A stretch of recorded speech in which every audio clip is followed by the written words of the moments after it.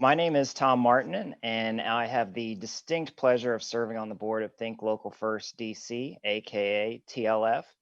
And I have the pleasure of serving as your moderator for this session entitled Strategies for a Successful Outcome. I want to thank each and every one of you for making time this morning to come and hear from our distinguished panel. I also want to thank TLF's executive leadership team, Kim Drew Kelly and Karen Baker, for all they do. And I want to thank each and every person who has worked to produce today's program. I am so excited to hear from our distinguished panel about a topic that's so critical to small and large businesses alike in the age of COVID-19. The commercial landlord-tenant relationship can be an interesting one, even in the best of times, but particularly in this age where some businesses are thriving and others are challenged as never before. Landlords and tenants need strategies for a successful outcome. I want to go ahead and introduce our panelists this morning. We are joined by Lisa Banusiewicz, founder and principal broker of Abeille. Abeille is a boutique retail advisory firm with a primary focus on tenant representation and experientially driven landlord representation. Abeille provides a unique host of services that range from rollout strategy, market analysis, site selection, development merchandising, tenant procurement, deal negotiation, and lease review and auditing. Welcome, Lisa. We're joined as well by Lisa Mallory. Lisa Mallory serves as the CEO of the District of Columbia Building Industry Association. DCBIA is a trade association of 450 member organizations and thousands of professionals in all aspects of real estate development. Lisa also leads the DCBIA Community Services Corporation, a nonprofit entity focused on education and community strengthening that rallies over 1,000 volunteers annually to rebuild community spaces and provide scholarship to underrepresented populations. Welcome, Lisa. We're joined as well by Dan Koffman. Dan is a commercial real estate attorney with the Veritas law firm. And Mr. Koffman primarily counsels District of Columbia hospitality companies on commercial tenant leasing issues, including lease negotiation and workouts. Good morning, Dan. We're joined as well by Alex Stepik, Esquire. Alex joined Start Small, Think Big from private practice in April of 2018. While in private practice, Alex advised startups and emerging businesses. In addition, Alex has served as counsel in multiple class, complex, and collective actions in state and federal courts around the country. He's a graduate fellow of the U.S. Congress's Committee on the Judiciary and a clerk with the United States Department of Justice. He holds a JD from Washington University School of Law in St. Louis, and a BA from the University of Chicago. Alex is licensed to practice law in New York. Welcome, Alex. And finally, we're joined by Tazra Mitchell. Tazra joined the DC Fiscal Policy Institute in August 2019 as policy director, where she manages and advances the organization's policy research and advocacy agenda. She's passionate about the anti-racism and economic justice movements. Previously, Tazra worked as a senior policy analyst at the Center on Budget and Policy Priorities, CBPP, where she managed the Poverty to Opportunity Project and conducted analyses of promising employment policies aimed at helping people struggling to make ends meet. Prior to CBPP, she was a policy analyst with the North Carolina Budget and Tax Center, where she conducted analyses of fiscal and economic policies and helped spearhead various anti-poverty policy campaigns. She also analyzed legislative proposals to determine the fiscal impact on state government resources and worked directly with legislators to develop the state budget as a research analyst in the nonpartisan Fiscal Research Division of the North Carolina General Assembly. Welcome to all of our panelists. I want to go ahead and get started and jump right in with a question to Lisa Mallory. Lisa Mallory, from your vantage point and what you're seeing in the interactions between commercial tenants and commercial landlords, are we at a crisis point now, or do you see one coming up in the near future? How do you see things currently? Good morning, Tom, and thank you for moderating this session. And I want to thank the Think Local First organization for including us in this important conversation. To answer your question, I think we're if we're not there, we're fast approaching crisis point. We have experienced some devastating closures, and as far as retail is going, in particular, the Restaurant Association announced during their Rammies over the weekend that about 80 restaurants had closed, and we see all these vacancies, and some instances, these are large national chains that have closed, and so throughout the country, we're seeing some trends that are very frightening. Here in DC, we always wait with anticipation to hear what the Chief Financial Officer, Jeff DeWitt, is going to say. And he's going to be making the rounds over the next couple of weeks to let us know what has happened with assessments, which will give us a better sense whether the landlords were able to pay their assessments. We anticipate that in most instances they will be able to do so, but the next quarter is going to be very problematic because whatever relief landlords are providing to their tenants is not relieving the landlord from the obligation to the bank. And so without any kind of federal relief coming, additional federal relief coming, we will have a dire situation in the District of Columbia. Understood. Lisa Banusiewicz, in your interactions with your clients, what are you seeing in the market? I mean, there are certainly a lot of fears. No one that has money is actually doing deals right now. Businesses have been closed since March. There's still, like Lisa had said, no federal relief. Landlords are feeling pressure. They still need to collect rental rates that they had underwritten before. We're not seeing concession packages really where they need to be. We're not seeing deals really structured in a way that makes them kind of appealing to tenants that are still scared in the marketplace. People are waiting for second generation spaces to come online, which means they're waiting for lots of other businesses to fail. There's confidence that cheaper deals will be had because tenants won't have to make infrastructure investments, and waiting for the market to kind of pick up again with releasing based on waiting for other businesses to fail is kind of pessimistic. It's not the retail climate we want to see in DC. I see. Dan, I know you've got some number of clients that are sort of operating in this space, and Lisa just made reference to appealing to tenants. Are there particular things that you're seeing that landlords can actively do at this point to help retain tenants or plan for getting new tenants? Well, I think as Lisa was just alluding to, Lisa B, that she's not really seeing a change in some of the packages being offered. I do think some landlords, and it's hard to overgeneralize here, but some landlords are not adjusting their expectations moving forward either.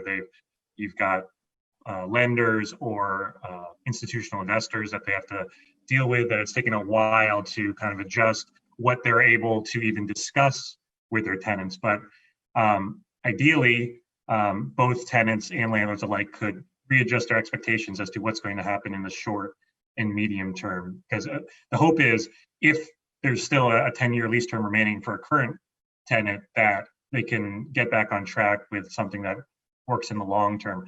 For new tenants,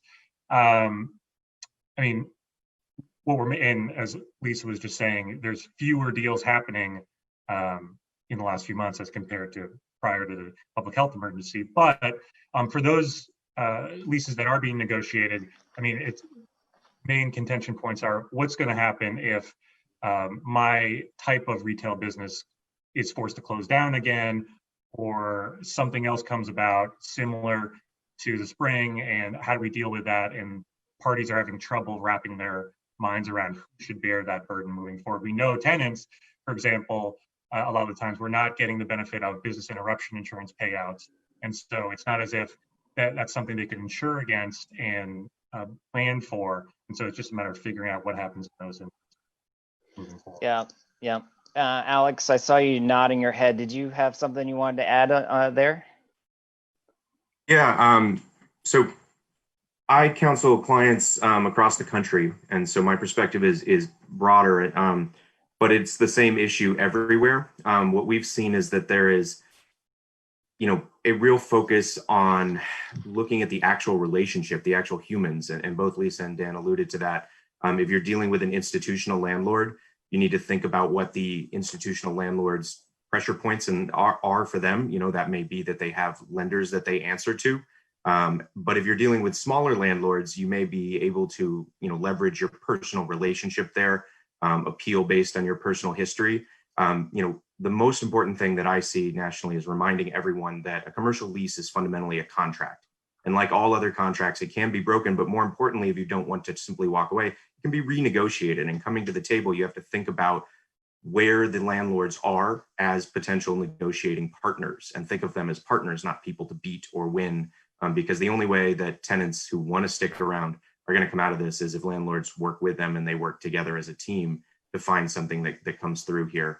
And look at the market. That's what we've said to every client, is look at your local market carefully, and not necessarily what recalcitrant landlords are willing to do or what tenants who are completely screwed do, but ask what's happening in new rentals and take that to the table and say, what if we were to wipe the slate clean? Where would we start from? And then meet in the middle, which is to say the basics of contract negotiation apply here. But landlords need to accept that without some movement, they're quite likely going to be sitting on an empty space for a long time and in worse shape. So finding that middle ground is essential at this point, regardless of the market that you're in.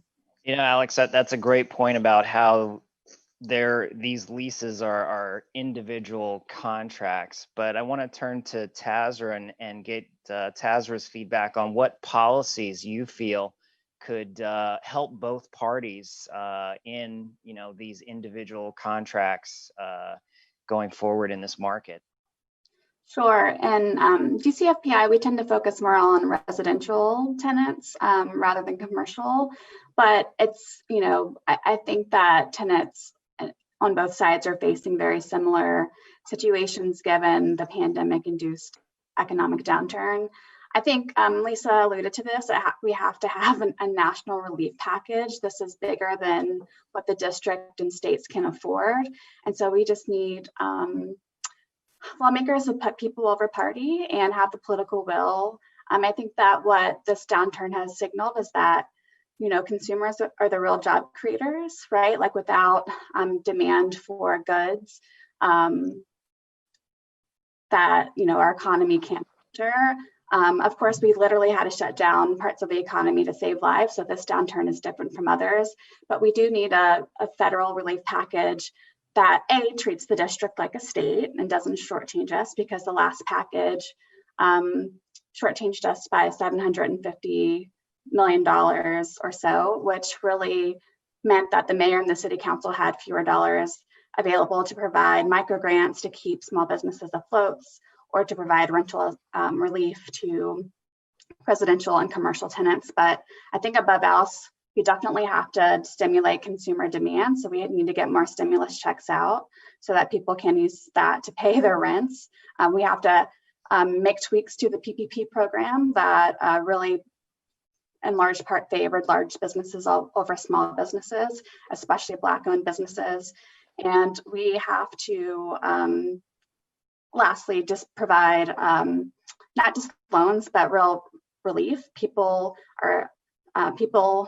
Households and commercial tenants could be up to 6 months behind on rent. And so we need at least a $100 billion package from Congress to make sure that legacy businesses that are the cornerstone of their neighborhoods don't vanish forever. So I think that we just have to come together as communities and perhaps adopt some of what we're seeing in more progressive European nations, so that people aren't further harmed by the downturn. Excellent, excellent. And I really appreciate your linkage of the consumer and the individuals to the larger commercial market. Lisa, what about that? Lisa Mallory, are you at DCBIA, are you foreseeing an eviction crisis potentially? And are there any particular things that you're seeing that landlords are doing to try to stave that off?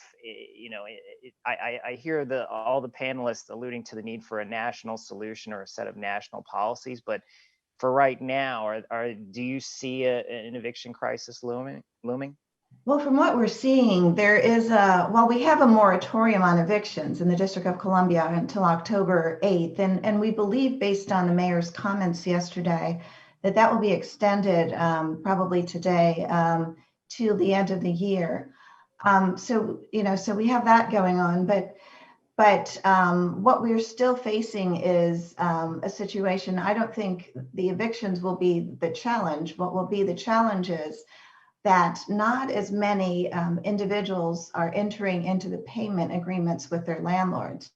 And so I'm not sure if it's because, and I heard this from our colleagues at the Apartment and Office Building Association, who have the data behind this.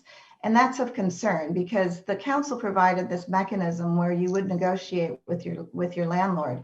And if those payment agreements are not being put in place, then what is actually happening? We've heard of this, there's a movement to pay no rent, but that doesn't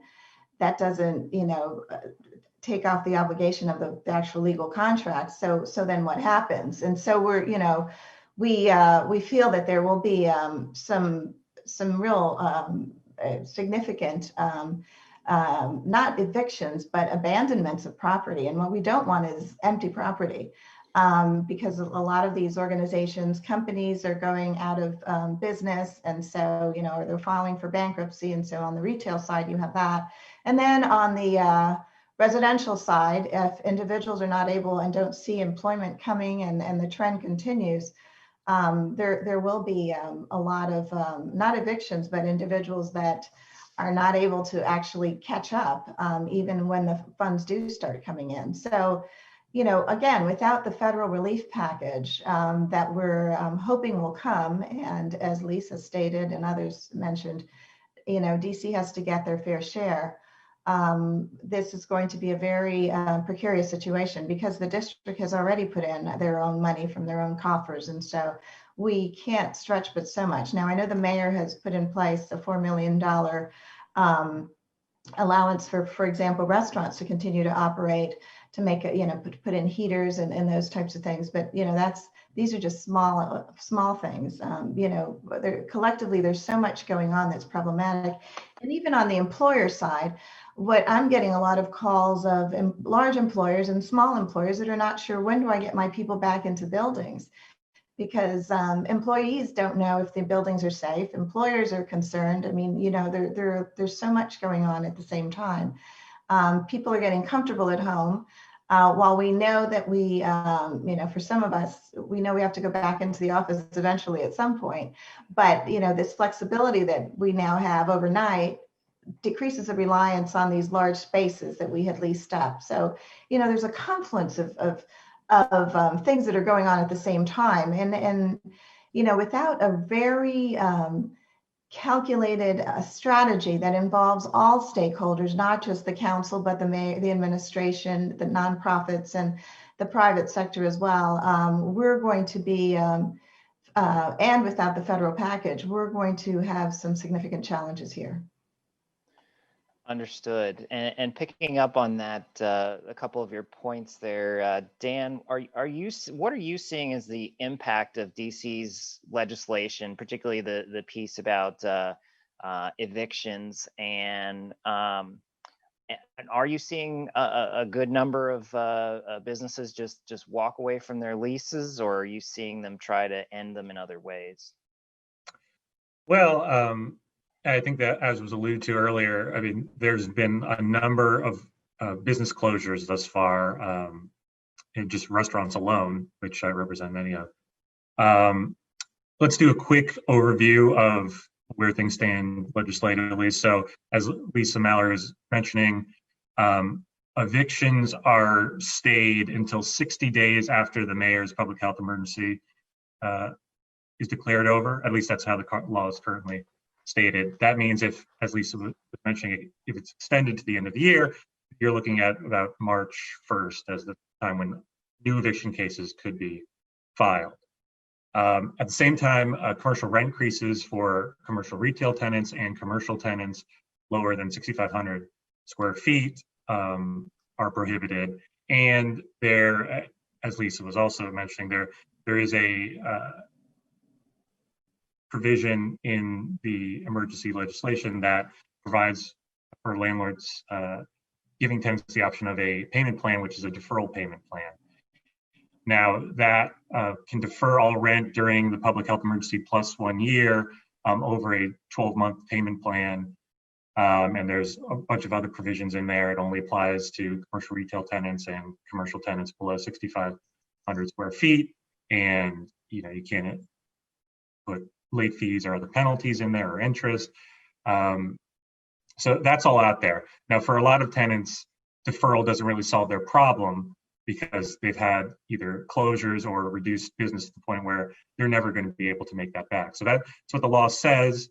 And so landlords I'm still seeing landlords start to realize that they're legally obligated to send notices to all tenants that they have to provide these payment plans. So those are still coming in. And then it starts an interaction between the two. Sometimes the tenants aren't represented, so they have no idea what this is about. Is this something the landlord's choosing to do on their own, or are they legally required to do that? And then it kind of goes from there.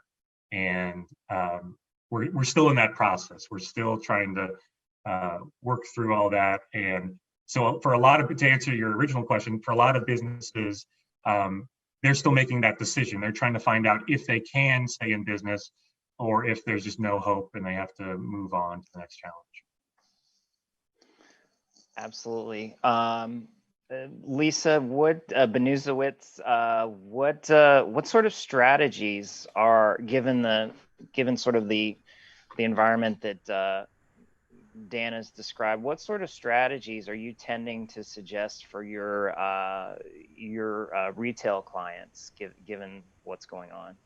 So when we talk about rent deferrals, it's great that tenants are not paying rent right now, but since March, they've been out of business, and we're asking them to pay this money back at the end of the crisis, which hasn't even ended yet. I think kind of a more successful strategy would be to structure like more partnership-oriented deals, especially with retailers, so that we're trying to find ways to match what they're bringing in towards their rent, structure a percentage of what their profits are.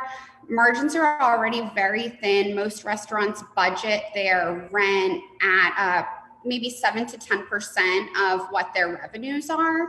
So when they're cut in half, when occupancies are cut in half, when winter's coming and people aren't going to be wanting to eat outside, their anemic revenues are still not going to cover their rent, but in good faith, you can kind of come together if you're trying to keep a tenant in a space and draft these more partnership-oriented deals.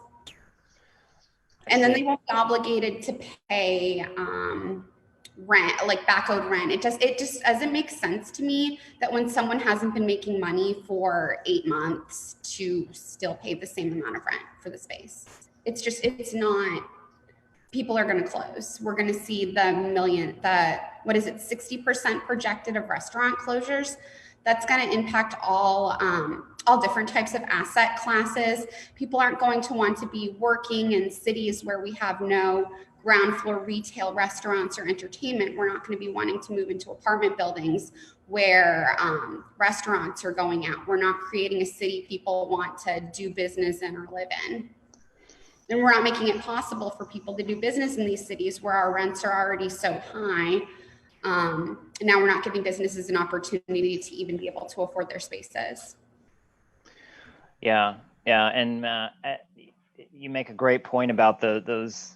Alex had alluded to this earlier as well. Those individual relationships and leveraging those, and being, if you're the tenant, talking to your landlord and whatnot. Alex, I wonder, picking up on the things Lisa was talking about, are you seeing any other strategies that you're suggesting? And in your work, are you seeing any businesses that are actually opening or, keying in on opportunities this market has allowed? Yeah. 2 points and one other pitch for businesses that can't afford my distinguished colleagues here at the moment because they're suffering. One of the things that my nonprofit that I work for rolled out, and my team rolled out in DC a couple of months ago, is a rapid response program that allows folks, whether it's commercial leasing or other contracts that they can't find adequate counsel for because they are running in the red completely, to get an hour with a team of attorneys to actually talk through what their questions are. It's at best, it's usually a jumping off point to go talk to someone like Lisa or Dan subsequently, but when you're struggling there, it's helpful. So that's something that you can find on our website at Start Small, Think Big, if anyone is looking for something that they need to answer those questions. And usually those consultations, which are happening nationally through this program, lead to the strategy of asking yourself, what can you afford to pay? And being really thoughtful about every source of revenue. We also have offered meetings with financial professionals. And that's really the question, is what is your runway? You have to do the numbers before you go and sit down with that strategy, because your strategy is going to be driven by the numbers. And any landlord, institutional or personal, who is acting rationally, and there's been some intimation here that some landlords are not yet at the point where they're rationally assessing the market. But if they are at all, they have to be moved by you laying out the numbers candidly for them. And I would say more so than in any other time in negotiations, where I don't generally advise clients to be completely candid. But now is one of those times. You have to be candid because there's nothing to hold back. Everyone knows everybody is suffering. If you can say, this is how much I'm suffering, and so this is what I can do, you're going to usually see a more positive response. We've seen, in particular, if we're talking about what you ask for, people saying, look, I need 12 months or 18 months, and then we circle back and do it again, rather than saying, let's renegotiate a 10-year portion of this lease. Let's just look at what's in front of us and see what we can do. And if you can meet me in the middle for that time period, I think I can get through it because I've accessed these different programs. I've found ways to generate some revenue, but it takes some really hard math to look at your books and figure that out. That's what I would say, is get help any kind you can quickly, then talk to the professionals about it when you go into these negotiations, if possible, but run it on the numbers. That's the primary strategy that I have for everyone, is make sure you're being honest with yourself. Rosy predictions are not helping anyone these days. Absolutely. Thank you. And Tazra, I want to pick up on a subject you mentioned earlier that's near and dear to my heart, Black-owned businesses and the particular struggles that they're facing at this point. Can you talk about a little bit about any strategies or resources for Black-owned businesses in particular, but also minority and women-owned businesses that you might be able to speak to? Sure, that's a great question. I think what some of the national data shows is that Black businesses are more likely to suffer the effects of COVID, and they've faced much difficulty in obtaining relief from the federal government's PPP program. We know that just because of the legacies of racism in our country, Black people are and other people of color are less likely to have wealth. And if you're a business owner, you need, like in times like this, you rely on your wealth to stay afloat and your other assets. I do want to give props to Councilmember McDuffie, who's the chair of the Economic Development Committee in the DC Council, because he and his team, especially Brian McClure, have thought a lot about Black businesses through the budget process, and they ended up finding funding that will help Black businesses stay afloat. And we know that a lot of the legacy businesses in DC are Black owned. And think of Florida Avenue Grill, those type of places across the city. So, and the most recent budget that the DC Council passed, not only are there micro grant programs for like all businesses, they really did a great job of targeting aid to Black owned and women-owned businesses through various programs and loans, creating new infrastructure through technical assistance so that they can overcome the entrenched inequities that already exist in the system, but that have been exacerbated by COVID. Before COVID hit, there was a lot of talk about creating a tax abatement program for legacy businesses. So Councilmember McDuffie was working with Councilmember Allen's office to think through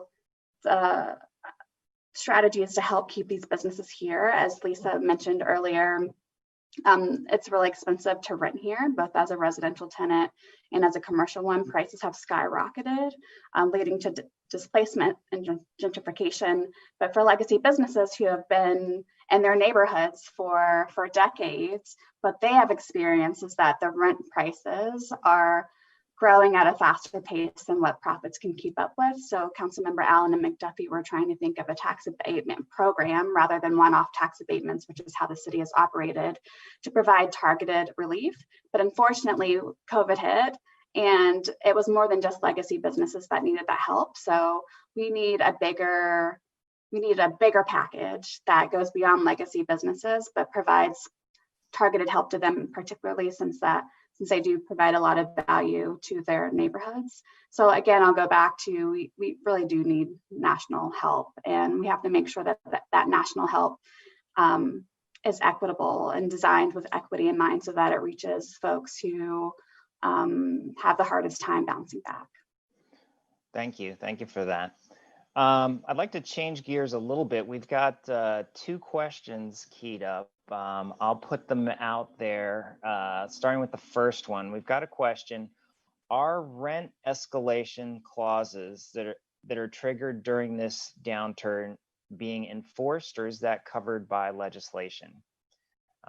Are rent escalation clauses that are triggered during this downturn being enforced, or is that covered by legislation? Anyone want to tackle? It looks like Dan's ready to tackle that one. Happy to do it. Yes, so in the emergency legislation, it states that for the period of the public health emergency plus 30 days, so we're still in that period right now, commercial rent increases are prohibited, provided that you are either a commercial retail tenant and or a commercial tenant with less than 6,500 square feet. So for many tenants in the district, that would be covered. But if, for example, you're a very large office tenant, you would not be covered. All right, thank you. Next question. What opportunities have you seen small businesses taking during this time, and what types of businesses are opening right now? Anyone? Alex? Sorry, you had already asked me that, Tom, and I trailed off. So one of the big ones that we're seeing is anyone who can transition to the equivalent of a ghost kitchen, using former retail space or commercial space for production locally. It's, as supply chains have been interrupted globally in many cases, and there's been a big push to buy local, whether it's food, garments, anything where you have the ability to scale up and you're seeing demand increase because you were able to pivot to digital sales. People are taking advantage of historically low interest rates and good deals, but perhaps, as Lisa mentioned earlier, not the best deals yet, but where they can, we are seeing folks reach out to open businesses. Now, if I'm being candid, it's 5% maybe of the client base that we're serving are in that space, which is really encouraging. It's gone up. 3 months ago, I would have said 2.5%, 3% of the client base. It's positive signs. The key is if you can pivot to digital, if you can find a way to make sales online and find some way to deliver consistently and source what you need to produce, then there's more stuff opening, and there's a lot of opportunity to create space locally. And we counsel our clients to say, find a way to let people know you're producing locally. You know, you may not have them coming into the space, but a retail space, if you can get it at the right deal, is valuable right now because you're showing the flag in the neighborhood saying, this is really where I'm at, this is happening, as opposed to a back room. And it's an opportunity where retail with a storefront is cheaper than it's been in the past and might actually make sense, even if you don't expect clients to need to walk in. But that's really where it is. It's the pivot to digital, and we highly recommend everybody try to find that. There's a lot of folks online that are supporting that work. We have a partnership with GoDaddy where folks can get a year of free hosting for a website and a basic website setup. I know DoorDash has a program that helps small businesses, especially looking at ghost kitchens, get fully up and running. But there's a range. The big companies that you expect are trying to be responsive to the demand for folks to pivot suddenly and quickly to digital.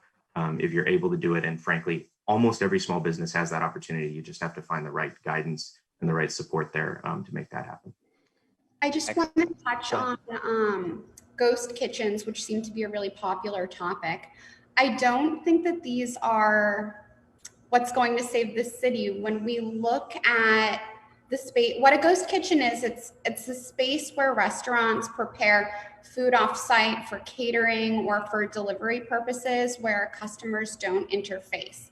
So what that is, restaurants are moving out of, again, high price per square foot areas that are close to where we all are in the bottoms of our apartment buildings and our office buildings, and they're moving out into areas where it's cheaper to occupy space. That is not good for DC. It's much cheaper to occupy space in the suburbs in Maryland or in Virginia and move into DC, especially with how the highways are structured. There really aren't a lot of kind of industrial structured deals for retailers. A lot of our industrial space was being repurposed. That's what we're seeing in the Union Market area. So it's not really that cost effective for artisans and manufacturers to even open up in this city, just because of the scarcity. So while ghost kitchens are a way for businesses to kind of shift their business model and create more of a direct to consumer product, it's not what's going to be what's going to prevent mass closures downtown, mass vacancies. If anything, it's going to make those spaces more competitive because people will get out of the habit of eating out. So yeah, I don't think the push towards ghost kitchens, although I'm sure everyone in real estate here has somebody looking for a ghost kitchen or has space they think would be perfect for a ghost kitchen. It's really not a good business model for the District of Columbia, for saving restaurants in the District of Columbia. Okay, thank you. We've got one more question, and then we're going to have a poll afterwards. But I think we've got time for this question. It's for Tazra. Tazra, has DC FPI done an analysis to quantify the loan portfolio exposures to various banks to DC real estate broken out by asset type, i.e. multifamily, retail, office, etc.? No, we have not done that analysis. Again, we tend to focus more on the household and residence side versus the business side. So folks may want to check out Yesham's work at the DC Policy Center. She tends to focus more on the business side than we do, but that sounds like an analysis that would be helpful for policymakers to read and assess as they, try to figure this problem out. Excellent, excellent. We do have a little bit more time before the poll, so I'm going to take some liberties here and channel John McLaughlin. And with that reference, I'm probably dating myself a little bit, but I want to go through our panelists and get any bold predictions that they may see for FY 2021. And I'm going to start with Lisa Mallory. Well, I hate to be the bearer of bad news, but I don't. My crystal ball is telling me that we need to hunker down and prepare for the long run. just in conversations with the DC Department of Health and listening to what's going on nationally, we know that the impact of the health emergency is going to be significant, particularly as the weather changes. And so we're going to have to morph ourselves again. Restaurants will have to make adjustments. Now in many jurisdictions, we're at 75 or we're going to 75% occupancy. However, we still haven't solved the issue of the airborne, particles and everything else that the CDC is stating or not stating in any day that you look at their website. But nonetheless, we know the challenge that exists in the air systems. When we can't eat outdoors, and that's, there's more consumer confidence in eating outdoors than there is inside.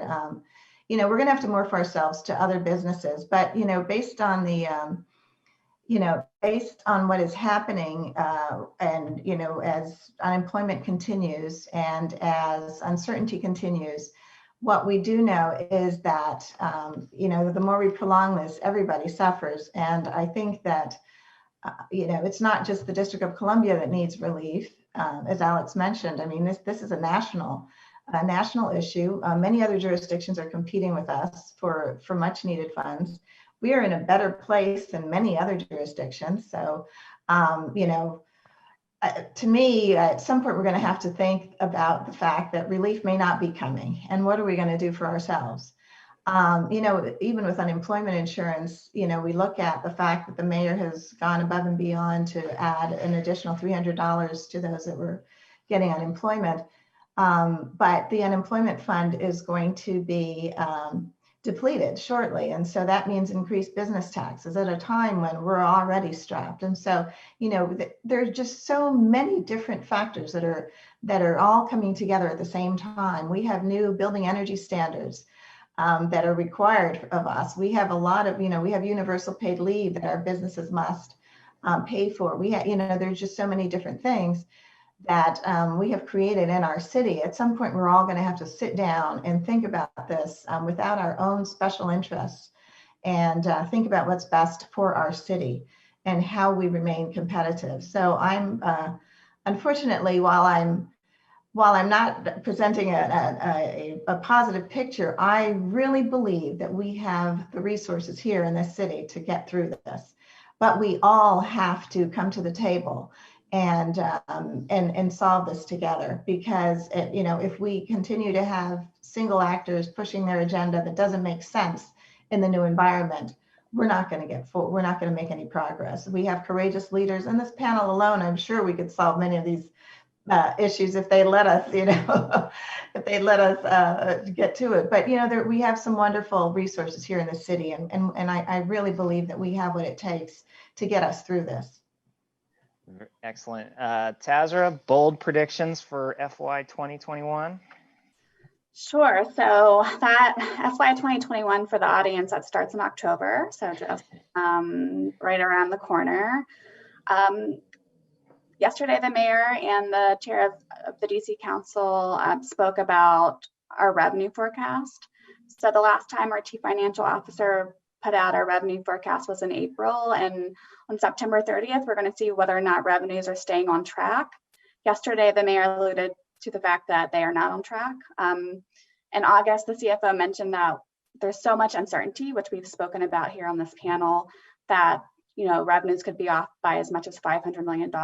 Yesterday, they said it doesn't look like it's going to be that large. And just for context, in April, we found out that COVID was causing our revenues to plummet by $1.5 billion through the end of fiscal year 2021, so through September 2021 calendar year. So as Lisa said, I think that we are going to have to come to the table, renegotiate parts of the budget that they just passed in July. I mean, I think that we have to take a just recovery principled approach that does the least amount of harm. So I think there is still a lot of money in this city. Lisa just mentioned that we do have a lot of resources. I think we have to look at the areas of the economy where there's still a lot of economic activity, so the business sectors that haven't been as harmed by COVID and in fact are flourishing, perhaps like the tech companies in some ways, or high income people who can chip in a little bit more and pay more of their fair share of so that we can come together collectively and provide the relief that's needed. So my prediction is that revenues will be a little bit off track. We'll come together and hopefully we can put together a budget and packages that can help everybody thrive. I'm not confident that Congress will come together and pass something before October, which is sort of their deadline. And that's really technical, but they need to pass something by October.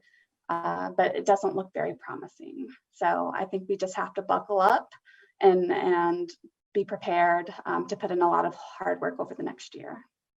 While I'm shocked to hear you don't have full faith in Congress, I hear what you're saying. Same to you, Lisa Banusiewicz. What are your predictions? Well, I definitely think we're unfortunately going to see a lot more closures throughout the winter months and into next year.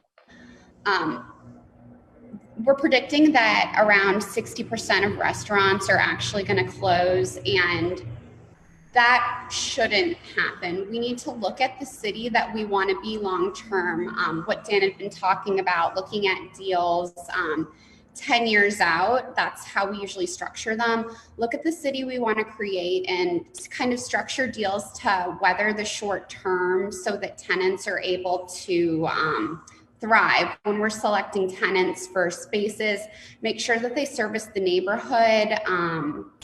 Legacy tenants are critical, minority-owned businesses are critical in the community to invest in, and we need to make sure that we're preserving them, creating the partnerships between landlords and tenants where we structure deal terms based off of actual revenues versus market norms that we had expected to see.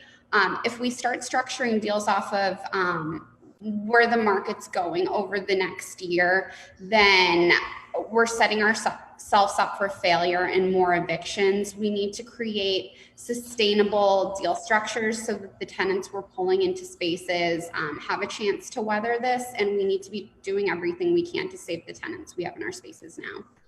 All right, Alex, what are you seeing? Well, I'll say, unfortunately, at the national level, I agree with both Lisas.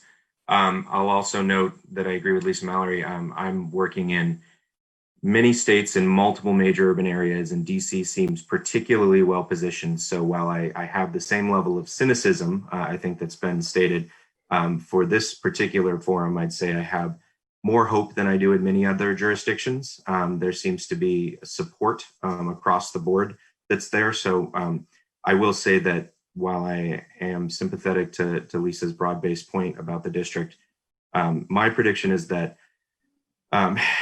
coming up here, the businesses that are going to survive and possibly thrive and come out stronger are the ones that are going to be nimble and flexible. Whether that's a pivot to digital, whether that's a landlord who actually quickly assesses the market and works something out, especially with legacy tenants, to try to get them through this. Nimble is the name of the game in any recession, but in a particularly one that is not driven by external economic forces, but by public health forces. That's the place that people are going to have to be there. And I'll edit my comments because I do agree with Lisa. When I talk about ghost kitchens or pivoting to digital, it's with an eye towards not shifting your business structure permanently. It's, our businesses, we're trying to get them through. So I would say that if you're talking with tenants, that's the answer, is what can you do with the space you have now? What can you do to add revenue streams, to find high efficiency, low cost methods to generate revenue? And often that is digital. But if you're nimble, if you're creative, that's what it's going to take to get through to the next stage. And frankly, hopefully sounding a positive note, at least for DC, is I see a lot more support for that level of creativity there. And certainly our organization is here to provide as much support both on marketing, financial projection work, and legal where we can to folks that are at the point now where they're low income as entrepreneurs and weren't before, and any resource that you can avail yourself of. Everyone on this panel clearly is a great resource as well. Find help. That's the answer. People who find help and are nimble are going to do well. And unfortunately, the folks that put their head in the sand are not going to see improvement and are going to end up in trouble. And Dan, you've got the last word on predictions. How's it looking? Well, I unfortunately agree with all the bad news, but I will say this. I don't think FY21 will be pretty. I think it'll be a lot of bad news. You'll see a lot of closures in the next 12 months. However, as was said by multiple panelists, I do think DC will be resilient in the medium and long term. I think there's a lot of reason for optimism for the region. I think there will be, local businesses that Washingtonians love to frequent, and they will continue to be there. I just don't know whether that will happen again in FY 2021. But in subsequent years, I do think that those consumers will return, and I do think DC will rebound in time. Okay, thank you, Dan. Thank you to all of our panelists. At this point, we'll turn to a poll. There we go. It should have popped up on your screens. If you wouldn't mind, everyone who's joining us, just if you could take that poll online. I see that hosts and panelists cannot vote, so we'll have to wait anxiously to hear the results.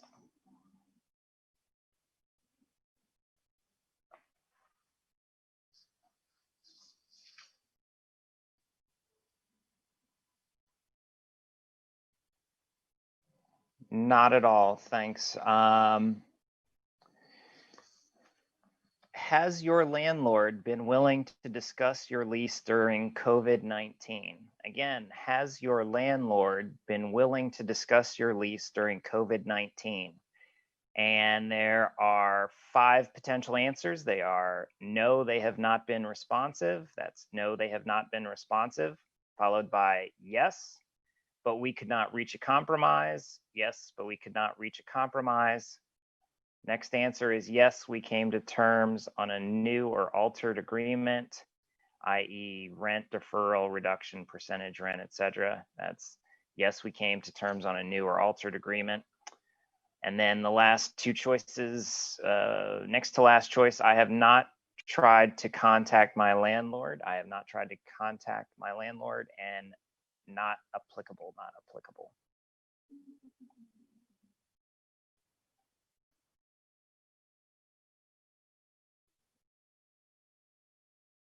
All right.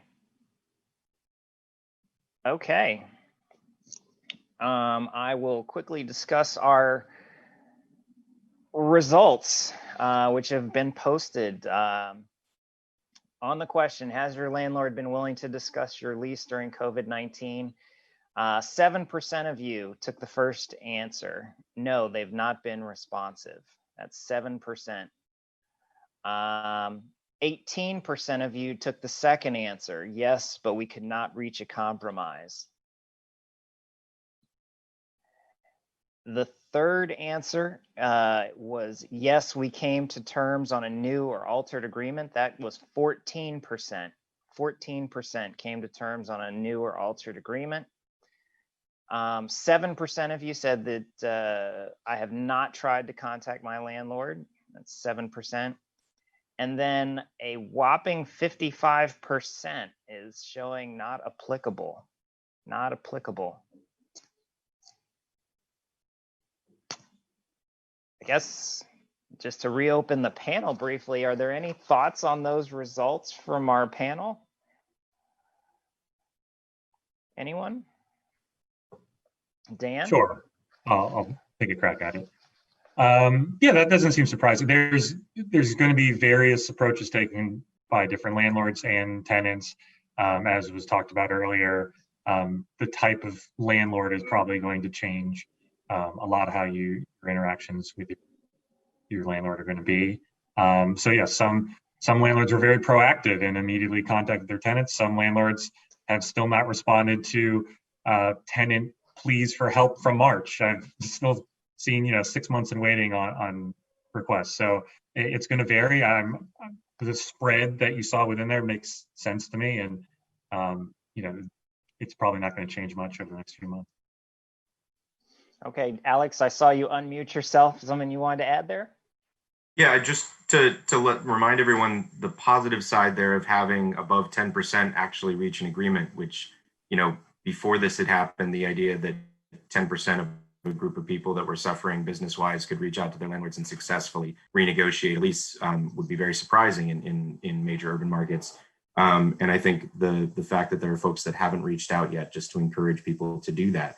I encourage people to do it with counsel or with an advisor, to at least consult someone beforehand. But the main point is, especially if they're a smaller player rather than an institutional landlord, reach out and ask, because they're people who want to make money too. And it's important that you think of them like a small business, the same way you're a small business, and see if they're willing to have a conversation about it. You know, because if you haven't asked yet, even if you're doing okay, if you haven't asked yet, you're missing an opportunity. Great. Any other thoughts? Or I would just add to that for those that were not able to reach an agreement, don't just ignore it and just continue. I mean, you know, in a lot of instances we do that. Well, we tried, but it didn't work. You know, you have resources, and Alex certainly has talked about the resources that they have. There are resources in the District of Columbia to resolve some of these disputes, to help mediate these disputes. So ignoring it is not the option, or just thinking you can abandon it and not have that, you know, contract still, you know, weighing on you, or certainly a financial implications of that. So just ignoring it is not the solution. There are resources in the district for those that are not able to reach an agreement. great. I see that the question box is refilled. We'll keep going here for just a few more minutes. Let me see here. What if anyone on the panel or multiple panelists have a best guess for real estate taxes in 2021 and 2022? Will rates increase to compensate for reduced assessments? The city needs money, but landlords typically pass real estate tax costs to tenants. And as we are discussing, tenants need as much relief as possible. Tax payment plans, ? Any thoughts on that question?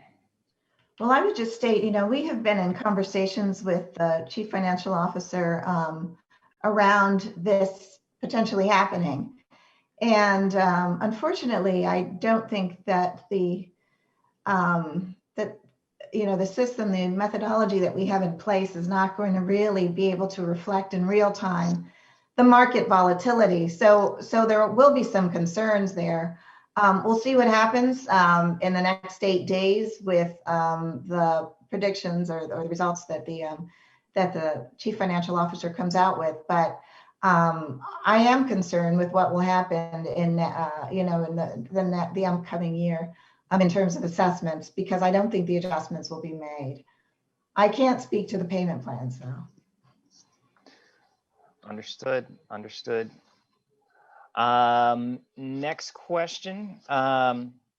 This is a good positive question. Can any panelists provide examples of unique partnerships on how tenants and landlords can work together, i.e.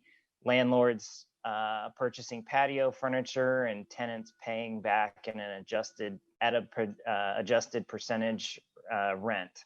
Are there other similar arrangements that you've seen or that you can suggest?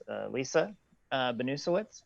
Yeah, so right now, what we're looking at are types of our rent structure partnerships. So for example, a percentage of rent deal versus a base rent. Usually you'll have your base rent defined at, say, $1,000 a month. Instead of having it set at $1,000 a month, you would have a variable amount based on the amount of sales you made. Again, a ratio that works for your business and makes sense for where your business is at right now. And that way, when your sales go up or down, the percent of money you pay will be reflected in rent towards the landlord. So a structure like that, where the landlord is really banking on your success as a business and taking a chance on you, is a way that you can work together. You make structure a deal so that you're just covering operational charges for the building, the CAM, the taxes, the insurance that the landlords are paying, and then again, a modified percentage of your sales. To the patio furniture question, certainly tenant improvement allowances come up, and that's just another part of the deal term that you can do. Specifically with patio furniture, the grant program just rolled out to winterize retail patios. And I think stuff like that, again, is good, but it's just putting a Band-Aid on a bigger issue that everyone keeps touching on federal funding. And this shouldn't just be tenants and landlords seeking these small solutions of how to work together. We need protection, what everyone's been touching on a federal level. Okay. All right, I see one other question here. Actually, two. Now they're pouring in. Hold on one second. Okay, here's a good one. They're all good. I'm just trying to get through them real quick. I think we've got about 10 to 15 minutes left. A viewer asks, any online resources panelists know of where we can find legal information regarding evictions, rent increases, and rent payment plans landlords are required to provide and give tenants notice of? So the mayor's coronavirus website has a link that has all of the recently passed statutes or that are associated with the public emergency effort around rent. So let me find that link and I can put it in the chat box. It's all in one place.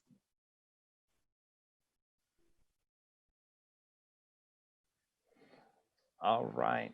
Got a question here. I'm gonna paraphrase it. It looks like it comes from a tenant or attempted tenant. A lease was signed pre-COVID, and when COVID hit, a decision was made to cancel the lease. I never took physical possession of the property. I attempted to contact the landlord multiple times and find a reasonable solution, but the landlord never responded. Once I notified the landlord that I'm considering the lease canceled due to silence from the landlord. They had their debt collection attorney send a letter saying that the lease was binding, et cetera, et cetera. In summary, my lease was signed pre-COVID. I never took possession of the space. My landlord will not negotiate. Any thoughts on that? That's a very specific situation that also probably depends upon the exact lease language. And so without knowing more, I can't really give a great answer on that. But I consult an attorney. That sounds like an issue that certainly could use the help of counsel. Definitely. And here's one other. I think this may be our last question that we'll have time for. Given the housing crisis and the fact that many restaurants and retailers on main streets with high density zoning will close, is DC looking at finding ways to support or incentivize landlords to convert single tenant and small buildings to higher density housing? Well, I'll try to address some of that. That is, sort of pre-COVID, we've been working on the comprehensive plan of the city to look at density in a different way. And so that, that's an extensive process, but we do have hearings coming up in front of the council on November 12th and 13th. Specifically to the question at hand, that hasn't happened yet. I mean, it's certainly a place that we may have to go to should and or when the health emergency continues, where we look at space differently and not just around increasing density or changing density, but this is something that the city comprehensively has to look at. I don't know that we haven't put in place any resources that changes density for the health emergency per se, but those are certainly some of the options that we will have as a city to consider so that we don't have these vacancies and we have flexibility. Excellent, excellent. And with that, I think we're going to be just about at our allotted time. I want to thank each of our panelists